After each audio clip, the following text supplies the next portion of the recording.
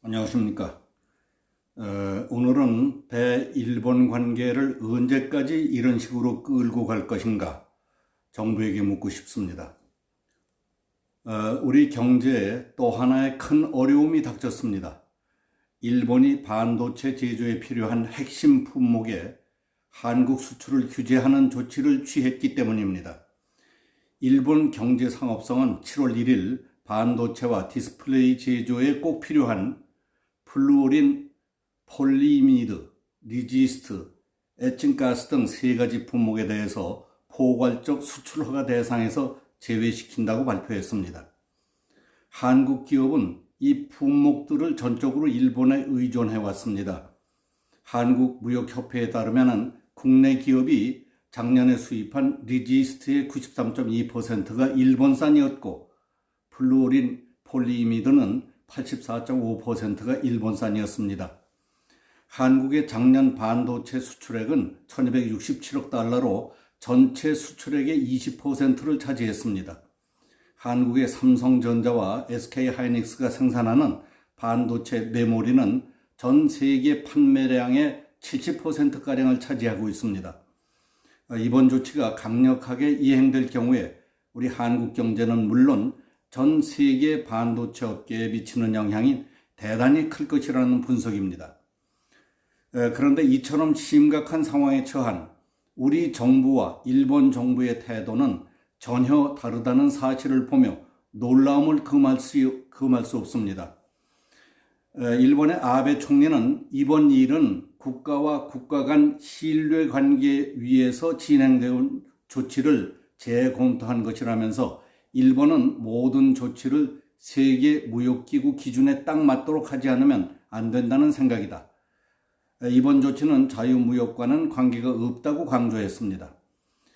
이것은 G20 정상회의에서 자유무역 추진을 내걸었던 일본이 이틀 만에 한국에 대한 수출 제한 조치를 내놓은 데 대해 국내외의 비판이 높아지자 총리가 직접 해명에 나선 것이라고 볼 수 있습니다.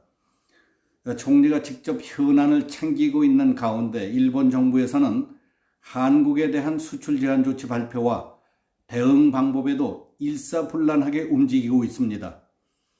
부처 간에 다른 의견이 나오지 않도록 미리 조율해서 대외적으로 아베 총리의 발언이나 경제산업성의 설명, 또 일본 정부를 대표한 관방장관의 브리핑이 똑같습니다.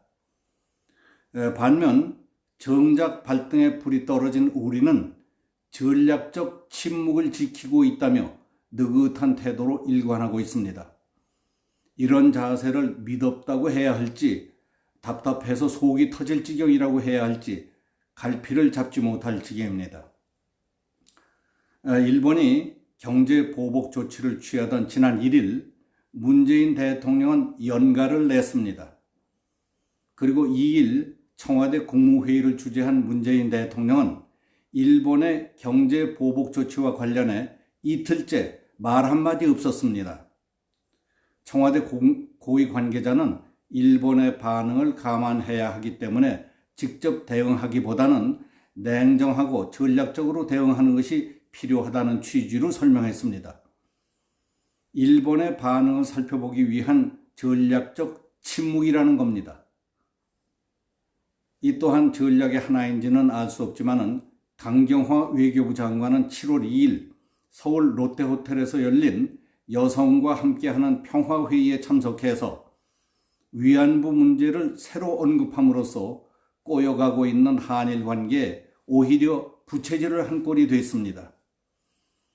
이 자리에서 강 장관은 우리 정부는 지속적으로 위안부들의 목소리에 귀를 기울이며 존엄과 명예회복을 위해 최선의 노력을 다할 것이라고 말했습니다.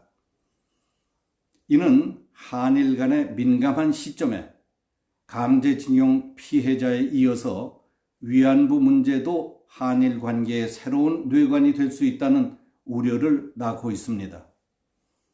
자, 그러면 이쯤 해서 냉철하게 우리 한번 생각을 해보십시다.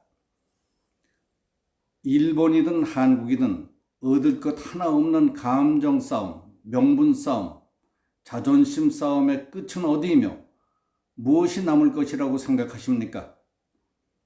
어느 쪽이 이기고 어느 쪽에 득이 될 것 같다고 생각하십니까? 그거는 누구도 장담할 수 없는 일입니다. 그러나 분명한 것은 서로 상처만 깊어지고 응어리만 커집니다. 어느 쪽이 가해자이고 어느 쪽이 피해자냐 하는 것은 이미 역사에 기록이 되어 있습니다. 가해자의 잘못과 반성해야 할 점이 있습니다. 피해자가 잘못과 반성해야 할 점도 있습니다. 역사는 씨줄과 날줄을 엮어가며 무늬를 짜가는 삶의 양탄자 짜기입니다.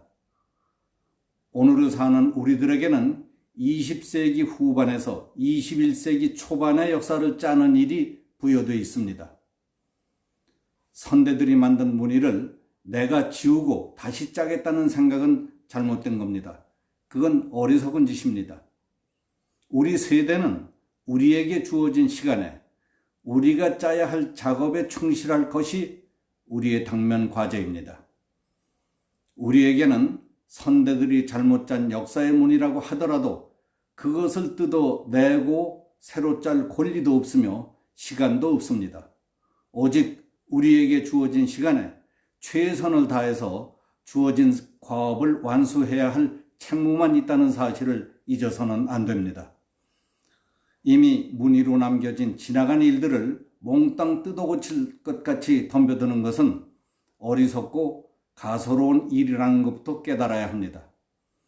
이를 악물고 두 눈을 부릅뜨고 당장 주먹을 휘두를 것 같이 씩씩대는 어르신들이시여, 자신만이 정의롭고 자신만이 일제 때의 희생자들을 위하며 자기만이 그들의 인권과 명예를 위해 최선을 다하고 있다는 듯 설치며 실제로는 국가의 앞날과 국익을 가로막고 있는 지혜로운 척 어리석은 어르신들이여, 덩달아 날뛰는 일부 사기꾼들이여, 어리석은 듯하지만 당신들의 속내를 눈치채는 많은 사람들이 지금 나라 돼가는 꼴과 당신들을 보며 매우 걱정하고 있다는 사실을 아시기 바랍니다.